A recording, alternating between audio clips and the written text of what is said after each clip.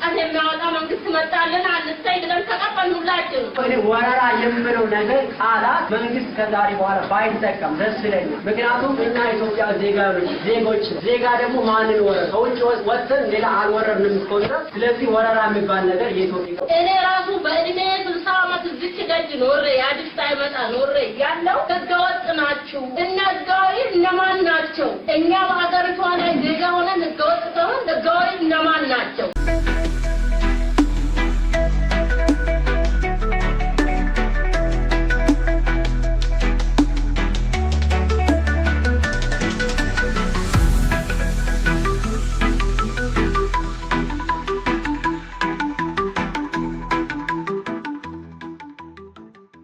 በተለምዶ አሜሪካ ግቢ እየተባለ በሚጠራው አካባቢ ስላለው የቤት ማፍረስ እንቅስቃሴ የተዘጋጀ ዘገባ ኢህአዴግ የሀገሪቱ የመንግስት መስሪያ ቤት ሰራተኞች ግንቦት 20 እንዲያከብሩ ማስገደዱ ለ44 የግል ኮሌጆች የመጨረሻ ማስጠንቀቂያ መሰጠቱ የዕለቱ አበይት የዜናው ርዕሳን ይሆናሉ።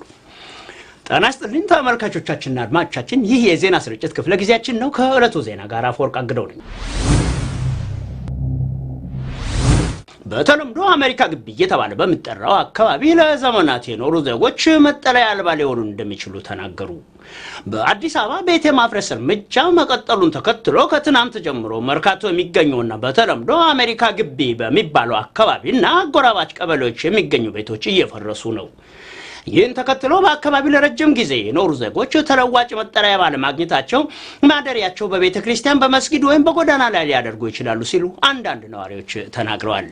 ወኪላችን በስፍራው ተገኝቶ ያነጋግራቸው ሰዎች በአካባቢው አዳዲስ ህንጻዎች መሰራታቸው ተገቢ ቢሆንም ዳሃውን እያስለቀሱና ቤት አልባ እያደረጉ መሆን አልነበረበትም ይላሉ። ነዋሪዎቹ እንደሚሉት ለተነሾች 25 ካሬ ሜትር ቦታ እንሰጣለን በሚል ከ3 ዓመታት በፊት ቃል የተገባ ቢሆንም ምንም አይነት ተለዋጭና ቦታና ቤት ሳይሰጥ አብዛኞቹ እቃዎቻቸውን ሳይወጡ ልቀቁ በመባላቸው ችግር ላይ ወድቀዋል።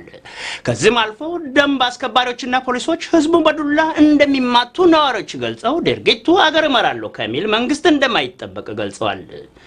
ቤታቸውን ያላፈረሱ ሰዎች ንግድ ፈቃዳቸውን መቀማታቸውን የሚገልጹ ነዋሪዎች በአገሪቱ አንድ አመጽ ቢነሳ በበዳዮችና በተበዳዮች መካከል የሚኖረው ግጭት የገፋ እንደሚሆን ያስጠነቅቃሉ። ከ3 ዓመታት በፊት በፈረሱ የንግድ ቤቶች ላይ እስካሁን ምንም አይነት ግንባታ አለመፈጸሙን ወኪላችን አክሎ ገልጿል። አንድ ቤት ነው የቀረው የፊት ለፊት የሚታየው ቤት። በተረፈ የፈረሱ ቦታዎች መኪና መቆሚያ ነው የሆኑት። ባለፈው በእጅ እየፈረሱ የነበሩ ናቸው። አሁን ደግሞ በዶዘር ነው የሚፈርሱት። የሚታየው በጣም የሚያሳዝን ዱላው፣ ፖሊሱ፣ ዶዘሩ፣ ግፍቻው፣ ማመናጨቁ የሚያሳዝን። ከዛ ውስጥ እንግዲህ የተረፈች ቤት የምትባለው እቺ የምትታየው ቤት ነች። እሷም የመፍረስ ዕድሏ ቅርብ ነው። ምንድነው ነው የሚሉት? አታውጡ መንገድ ነው በቃ ይሄ ያልተሰራ ይሄን አሁን ስፋቱ ስንት ይሆናል በግምታው ነው? 40 ሜትር አይሆንም? ለመስከረም ቤት ማለት ነው። እና ይሄንን አሁን እንደዚህ ማጣደፍ ህዝቡን ማሰቃየት ምን ማለት ነው? ደስተኛው ነው እነሱ አንዷ ዛጋ ንቅድፍ ፍቃዳችን ሁሉ ወስደውብናል አለች። ለምንድን ነው የሚወስዱት? አስታኒ ሌው ምናምን ይላል። ካላፈረሳችሁ ካፈረሳችሁ በኋላ ነው የምሰጣችሁ። እንደዚህ አይነት ስራ መስራት ፍቅር መስጠት ነው። አንድ አምጥቶ በታክቶ ነው ቱሲና እንትን እንደተባለ የሚመጣ እዚህ ነገር ተጨፋጭሮ በአንድነት ተወጣለች። የሆነ በቃ ይቀራል ለታስ እንዴ ነው ደስ ሰርተው ነው ናቸው። የሚያሳዝነው በጣም ነው እኮ የሚያሳዝነው። እና ለአመድ ግብር ሲያመጣብህ ኦቨር አድርጎ ያመጣብሃል ተበለው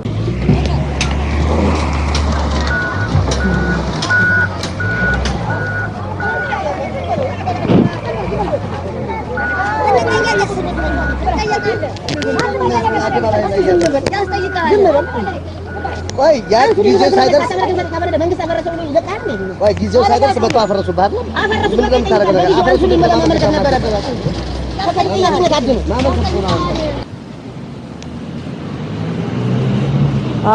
መኖሪያ ቤቶች ተነስተው ለመንገድ ስራ ተብለው እንደዚህ ተንጠልጥለው ነው ያሉት ሰዎቹ። በጣም የሚያሳዝን ነው።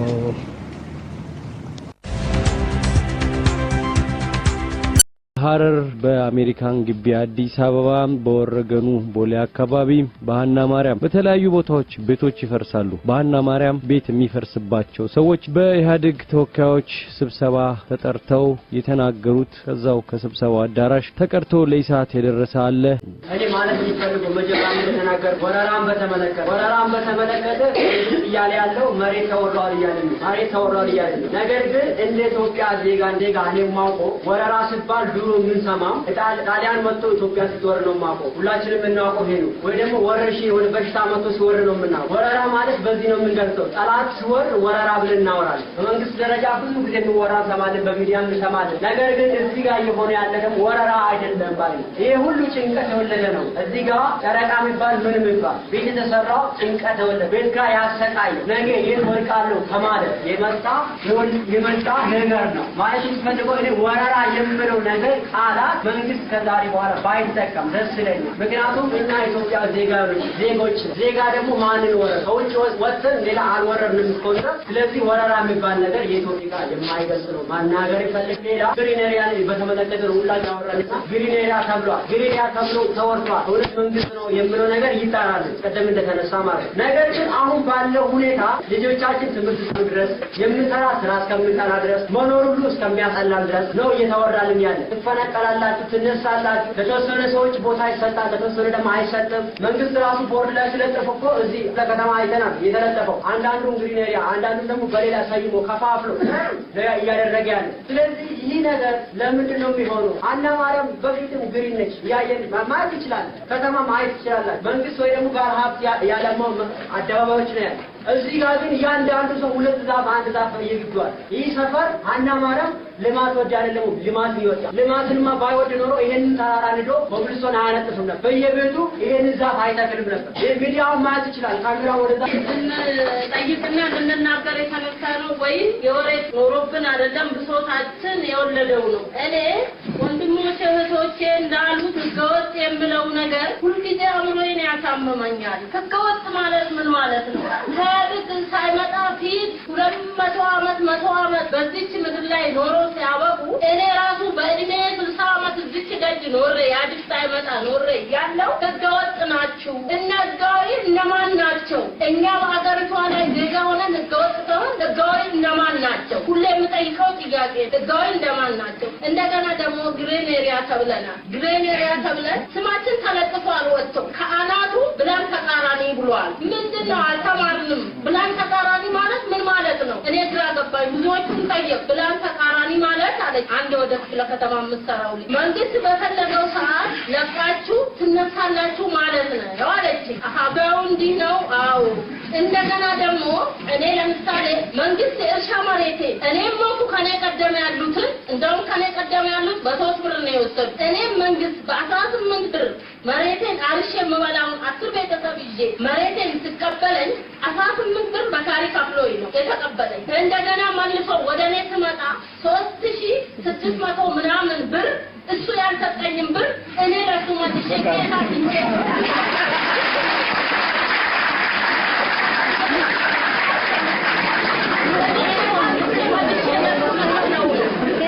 ልጆቻችን በምሬት ዛሬ የአንዱ ልጅ ስሞት አብረን እያለቀስ ነገ ሴኔ ስሞት ይሆን ወይ በህይወት ትመጣ ይሆን እያል መንግስት የውጭን ዜጋ በእንክብካቤ አንድ የውጭ ዜጋ ትመጣ መንገድ እንኳን ይጠረጋል ድሃ እንዳይታይ መንገድ እንኳን ይጠረጋል። እኔ በበኩሌ አልተማርኩም መሀይም ነኝ። ግን ኃይለሥላሴ በ64 እና በ65 የተወገደው ልጅ ነኝ አውቃለሁ በአእምሮዬ። ወሎ ተርቦ እያለ እሱ ልደቱን አከበረ ተብሎ ነው። ምናልባት አልተማርኩም መሀይም ነኝና አሁንም መንግስት የመጣው ያለፈው መንግስት ሁላ ምንም ቢሆን ደርግ ቢሆን ለድሃው መሬት ላሌለው መሬት ሰጥቶ ቤት ላሌለው ቤት ሰጥቶ ግን ይሁን አማረረን አንድ እሰየው ቀን የሚያወጣ መንግስት መጣልን አንስተይ ብለን ተቀበልን ሁላችን። ፀሐይ መንግስት አለው እኔ ብያለሁ በበኩሌ ፀሐይ መንግስት ነው ብያለሁ በበኩሌ። ግን አሁን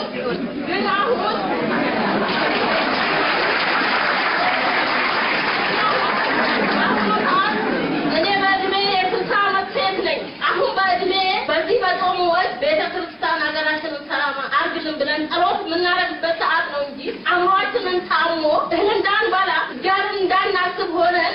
እግዚአብሔር እንዳናስብ ሆነ የምንኖርበት ሰዓት አይደለም። ግን እኔ ከምቆጨኝ ትንሽ ስላልተማርኩ ውስጤን ይከለክለኛል። ምንድነው እኔ የምቆጨኝ? ቅድም እንደተናገርኩት ጠቅላይ ሚኒስትራችን መሬት የወሰድንባቸው ሰዎች አሉ በመግለጫ ላይ መሬቱን ቀምተን ብቻ ዝም አላልንም። ለወደፊት ዘለቄታ የምተዳደሩበትን ነገር እያረግንላቸው ነው አሉ። ለነማ አንዷ እኔ ነኝ። እንኳን ሌላ ቀርቶ የቀበሌ የወረዳችን አስተዳዳሪዎች እዚች ጋር ባካችሁ ቆርቆሮ በቆርቆሮ ሰርቼ ልጆቼን ሊያሳድግበት ብዬ ብላቸው አይ መስራት አትችይም፣ ቆይ አንቺ ይቆያሉ። እኔ ብዙ ትዕግስት የለኝም። ትዕግስት ስላለኝ ተውኩኝ።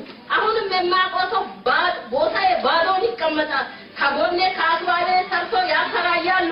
ያ በምንድነው? በሙስና እኔ ምንም አልሰራምም፣ ወደኋላም አልልም። ሞትም ከሆነ ሞታለሁ። ግን አንድ ነገር እኔ ሁሌ ለጽዳት ቢሮ ለሁሉ ለምመለከተው ሁሌ እንደለፈለኩ ነው። እባካችሁ ህገወጥ ነጋዴ መሬቱ መንገዱን ዘግቶ መንገድ ማለፋ አጥቶና እንደገና ደግሞ ቆሻሻ ቆሽሸና ተበክለና ይሁን ይሄው እሱ በዚህ በፖሊስ ጣቢያ አብሮ መጥቶ እንዲተበሰ ይሄው ፊት አለ። ውሸት አይደለም። አንድ ቀን እስቲ ይሄ አካባቢ ለምን ተበደለ ብሎ መጥቶ የሚያል ባለስልጣን ካለ አሁን እስቲ ይናገር። እንደገና ደግሞ አንድ ሰው እኔ ደንቦች የሚባሉ ዜጋዎች ህገወጥ ናችሁ ተብለን በኖርንበት 100 ዓመት 200 ዓመት በኖርንበት ሽንት ቤት ቢሰራ ግቤን እያፈጠጡ እኔ ባለለሁበት እኔ በኋለኛው ቀን ሲገቡብኝ አምሮዬን ትቼ ኦኬ ድንጋይ ሳብስባት ሮጠች።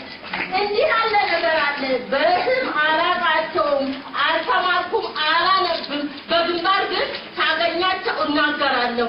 ኑ ፈንድቶ ሀገር ነው ያጠፋው ሽንት ቤት እዩ ብዬ ለባለስልጣኖቹ እንደዚህ ሲሰበሰቡ ወስጄ አሳየሁ። እንደገና ተጠቁመን ነው የመጣነው አሉ። ኧረ እባካችሁ ስራ ካላችሁ ለወረኛው ወሬ ስራ ስጡ፣ ለወረኛው ስራ ስጡ። እኔ ሽንት ቤት ነው የሰራሁት። ምንድን ነው የምትፈልጉት ከኔ? ግንባታ ገንብተሻል፣ እኔ አልገነባሁም። ይሄ ባዶ ቦታዬ ነው፣ ሽንት ቤት ነው።